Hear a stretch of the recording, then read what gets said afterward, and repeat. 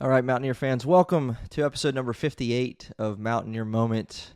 This one dedicated to West Virginia's 23-17 loss to TCU at home. Mountaineers followed 2-6 and 0-5 in Big 12 conference play, but there were a few things, maybe, just maybe, you can take away from this one in a positive regard. We haven't had that one in a few weeks. So more on that coming in this episode of Mountaineer Moment. This is the Mountaineer Moment, your source for all things West Virginia football and basketball. From pregame to postgame coverage and breaking news, we've got you covered. Let's go.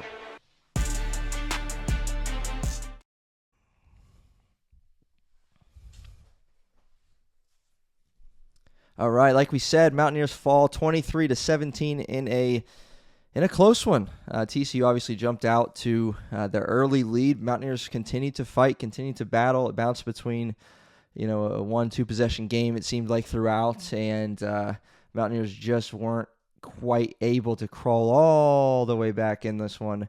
It felt like it was 20-7 for a while, then Mountaineers got a field goal, and then 23-10, and then Mountaineers scored, and then they kicked the onside kick, and almost got it. And again, I don't know. I don't want to make like the biggest deal out of that ever. But and I haven't even seen a replay because I'm recording this pretty quickly after the game. But kick the onside, you blow it up, and everyone's going for it. And a TCU guy certainly got to it first, but then there did end up being like a significant pile up, and a Mountaineer player ran out of the pile with the ball, and they said TCU ball. And I'm not trying to go on this forever, but that's kind of, I don't think I've seen that. Now again, a replay might clearly see all right, TCU had the ball for a long time, was down, and then everybody jumped on him.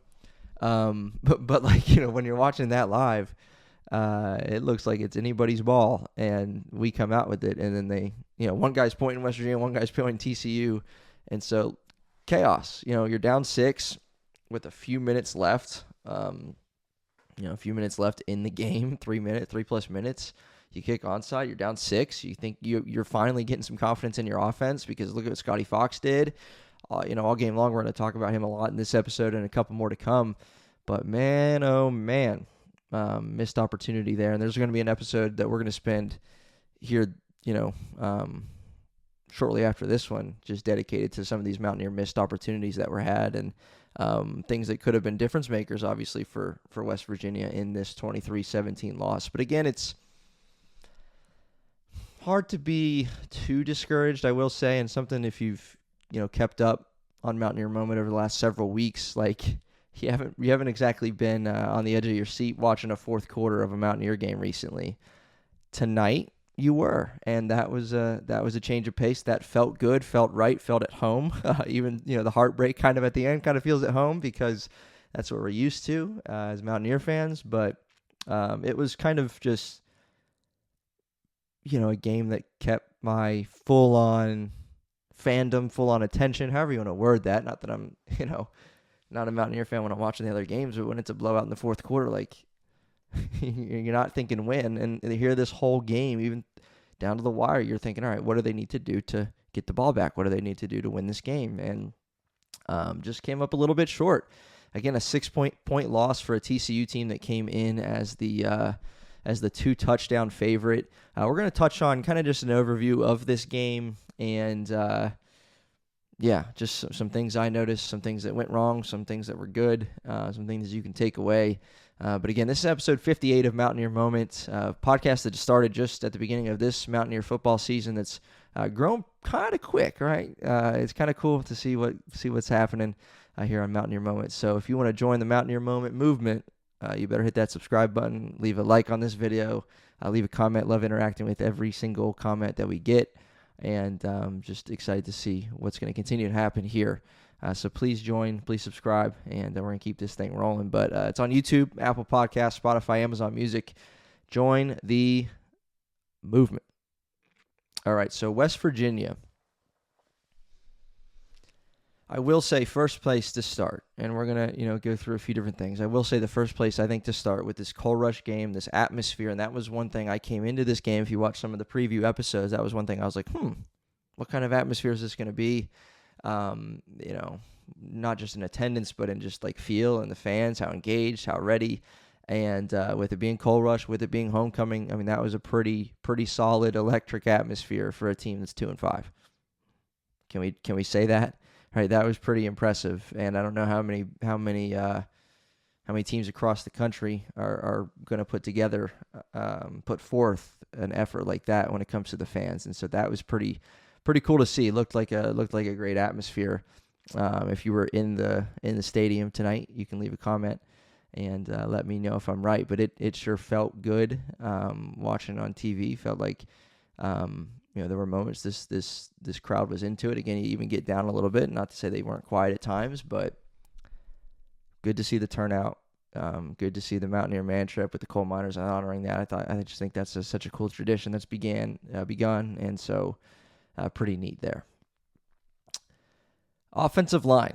We'll start there. Again, we're just kind of going to bounce all over here just to kind of cover our bases. But the offensive line, there was obviously the report of changes being made heading into this one, and they played better. I'm super curious to see the PFF grades when they come out this weekend and to see who played particularly well and who struggled. But obviously the run game wasn't there, but the passing game was. Scotty Fox had over 300 yards. Like, who had that on their bingo card, right? Because of what this offense has done recently. But just obviously weren't able to couple that with a strong run protection or run blocking. And so disappointing in that regard. You couldn't kind of put it all together. But this offense did some things, and Scotty Fox was only sacked a couple times. TCU had 5 TFLs. He was able to have enough time to complete 28 of 41 passes for 301 yards and 2 touchdowns, right? Like, that's something we just have not seen in the slightest so far this season. So Scotty Fox, way to go. Way to step up. But again, offensive line doing a better job in pass protection. No doubt, right? There's no doubt. And receivers were getting open. Scotty was finding them. Scotty was hitting them. Not to say he didn't have a few errant throws, but just a pretty tremendous improvement from him from start number 1 to start number 2 for the true freshman. Again, he underthrew a few. It seemed like this is the most deep balls we've thrown in a game, and there were some penalties drawn. There were connections made on a few. You think about Weimer in the end zone, for that one to get it to a 1-score game late in the fourth quarter. You think about Cam Vaughn underthrown a couple times, and the one that, on a previous drive where it just sailed just a little bit out of bounds, or Cam Vaughn would have had 1 foot in and been inside the 5-yard line, setting up West Virginia for good field position. But all in all, from, again, start 1 to start 2, not just from the fact that West Virginia was much more competitive in this game, but just even the fact that they their quarterback played better, looked better against the TCU defense. That's not the caliber of defense that we've seen in the Big 12 with BYU and Utah, and even when UCF was able to present West Virginia challenges. But for now a 6-2 ball club with a 3-2 record, Scotty Fox did his thing against that defense quite a bit tonight, and so that was encouraging to see. So again, unlike previous weeks, like, we're not having to reach for something that is encouraging. We are finding things, which is a good thing. One of the biggest questions, and we'll transfer to the playmakers here. One of the biggest questions I had coming into this game, and it was like, all right, well, you want to win the football game, right? We said it against UCF. Like, Cam Vaughn can't have 2 catches for 18 yards, right? You want to win the football game. Rodney Gallagher needs to have touches. You want to win, get Jeff Weimer involved, get different playmakers involved in the game. You got to find a way to get these talented guys the football, and Mountaineers did that with Scotty Fox. 9 different pass catchers for West Virginia, led by Cam Vaughn, who had 85 yards. Almost a little bit more. No touchdown for him, but 6 catches, 85 yards. I believe all of that was in the second half. Jeff Weimer, 3 catches, 57 yards, including the 28-yard touchdown pass. Jared Bowie, 3 catches, 39 yards. Dior Hubbard, 3 catches, 32 yards to go along with 14 carries for 32 yards. He had a couple decent runs, but again, the run game just was not able to get going. Had they, would have been the difference maker, right? I mean, if they have even for a struggling West Virginia offense, if they have an average rushing attack in this one, then we're probably talking about a West Virginia win. It's just they weren't able to get it done at all. at all on the ground. 32 carries, 41 yards, and thrown in there, of course, includes Scotty Fox 11 for minus 14 for him with the sacks and TFLs and that sort of thing. So, Rich Rod said it. You have that many yards, in his post-game interview, you have that many yards on the ground, you're just not going to win the game. Certainly not with Rich Rod's offensive game plan. So, didn't happen. But you got playmakers involved that gave you a chance to be in it. Gave you a chance. We talked a lot about the defensive backs, and so kind of this episode is just assessing things we talked about and what came to light as far as the game and the results. We talked a lot about the West Virginia defensive backfield, and I've had my fair share of issues with them and their performance as of late. Again, you were going up a very talented wide receiver group against a quarterback that was tied for the Big 12 lead in touchdowns. But there were things you liked from the West Virginia defensive secondary and the defense as a whole, getting pressure, on Hoover. He had 6 TFLs as a team, 1 sack. Eric McAllister, obviously talented receiver. We talked about him if you were here. 9 catches, 124 yards, and 1 touchdown. He definitely hurt you in this one with a lot of big-time catches. I mean, no one else had even over 45 yards, so he was the guy for them as expected. And so not too many complaints, really on your inability to shut him down because he's good, and we know that he's been one of the best in the Big 12. Quarterback Josh Hoover, again, 24 for 39, 247, and a touchdown. And again, if it weren't for McAllister, I mean, Hoover ain't got no 247. Wasn't that impressed with him. Again, obviously one of the better quarterbacks in the Big 12 this season as far as stats and numbers that he's putting up, and I guess that would put him at 22 passing touchdowns for the year. But didn't do anything that drew your eyes a ton. I thought West Virginia did a decent job, especially if you compare that to weeks past. To hold this TCU offense to 23 points when your offense struggled at times, right? There were obviously moments through the first 3 quarters. It's like, man, if West Virginia's defense let up or struggled, this ain't going to be a ball game. But they kept us in it, right? That was kind of the storyline through the first little bit of time. TCU only 3 second-half points, right? The defense, West Virginia's defense, did their job to keep you in this game, and that was refreshing to see after a few weeks of struggle for them. Rich Rodriguez, again, we talked about this pregame. Rich Rod wanted more effort, more physicality, and we definitely got that. That was encouraging to see. I don't know, again, how much percentage you can thank the Coal Rush for and getting hyped up for that, or it being homecoming, your first home game in just about a month. How much can you chalk up to that? I don't know. I just know that we saw more effort and physicality out of the defense, out of the O-line up front. Running backs, again, ran, you could tell they ran hard. Clay Ash had a decent run. Again, Dior Hubbard had a decent run here and there. Cam Vaughn, when he had the ball in his hands, made some guys miss. I mean, the effort was there. And so that's something you can be thankful for, appreciative of, that even though this season has not been what you planned, even though this team has been battle-tested and seen so many, injuries and different things happen, they continue to fight. And you love to see that. This is a team that just continued to fight. And again, there were lots of missed opportunities, and we're going to have a specific episode dedicated toward that. But we'll take another look at the box score and then talk about a couple other things and be finished. But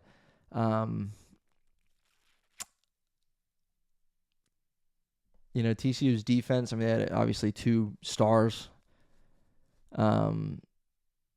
Elarms Orr had 16 total tackles, including assists. Bud Clark had 13 tackles. Orr had a sack as well, and 1.5 TFLs. He was everywhere. Mentioned his name a ton, doing what he was doing for TCU. Defensively, Reed Carrico for West Virginia had a good game. Obviously, Devin Grant had a good game, 3 tackles, a sack, and 1.5 TFLs for him. So a very, very good game for Devin Grant, including that batted down pass late. That was big. That kind of turned the momentum in West Virginia's favor. And again, the defense leading to offense and leading to offensive opportunities to go find the end zone and make this thing happen. I would say largely like the biggest disappointment, right, is that you score a touchdown, you cut the lead to 6, you need to stop, and third down, and you just couldn't get off the field, and that's the ball game. But man, would it have been cool, right? Win, lose, or whatever. Like I can't stop thinking like how cool it would have been to see true freshman Scotty Fox down by 6 run a 2-minute drill for the win. I mean, sign me up for that, right? That would have been awesome to see what he would do. And I think, again, for the first time in a while, had West Virginia gotten the ball back, as a fan, you're thinking, we're going to go score this thing, because Cam Vaughn was really getting involved. He was making plays. Scotty Fox was hitting his guys. And, for the first time in a while, this game at the end, not all game, obviously only had 17 points. I mean, hello, but for the first time in a while, you're watching and you're thinking, hey, we get the ball back down 6 at 2 minutes, we might be able to go win this thing. And that is new territory for West Virginia. So, again, I'm not sitting here like moral victories. Like, I don't hope that that's the tone of what's being said. But there are things that you can take away, right? I want to win that football game. Are you kidding me? But there's been progress made, and I don't think it's a fluke. I don't think, I said over on Locked On West Virginia immediately post game with Mountaineer Paul, like, Scotty Fox and this offense and their performance. While it's against the TCU team that's defensively not as good as a BYU or Utah probably, I don't think it was a fluke. I think these are some things that you can take forward and get better. And even though it's a loss, it's a little bit of a shot in the arm to say, all right, this team still has a pulse, and they can do some good things. And again, while a lot of the focus might be Scotty Fox, again, think about it. Again, new faces along the O-line who stepped up and played well. Receivers that got involved in the game. Defenders that made some major plays that kept you in this ball game. So to be a 2-touchdown dog at home with a quarterback room that's depleted, a running back room that's depleted, an offensive line that can't figure itself out, receivers that have struggled to get the ball, in a defense that's been struggling heading in, you were in the football game at the end. And not that that's a win, because it's a loss. It goes down the record book just the same as a blowout to UCF does, but it felt different. And I think that's in a good way. I was telling Mountaineer Paul too, like, yeah, it's frustrating. Any loss is frustrating, but like a day or two goes by, and especially with this one, you can say, you know what, like we were in the ball game, and we have not been in a lot of ball games lately. So there's something to be said for that. I will say the stat of my research, based on this game and previous performances for the Mountaineers, the stat that I look to is Scotty Fox again went 28 of 41, and you look at the previous 3 box scores: BYU, Utah, and UCF. Mountaineer quarterbacks only completed 27 passes through 3 weeks. So Scotty Fox eclipsed that number as pass completions for 28 today. So again, that just speaks to the fact that this offense, so there were missed opportunities. They were moving the ball a little bit, and Scotty was finding guys and hitting guys, and a little inaccuracy on the deep ball, but the short and in between game, I mean, he was hitting guys, and made some plays even through the deep balls too.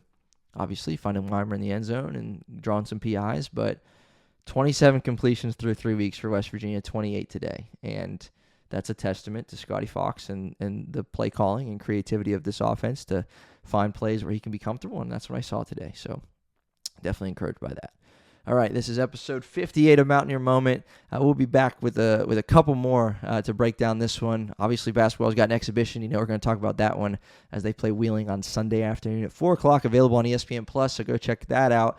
And then check us out here on Mountaineer Moment, breaking down that action. But we will see you next time on Mountaineer Moment.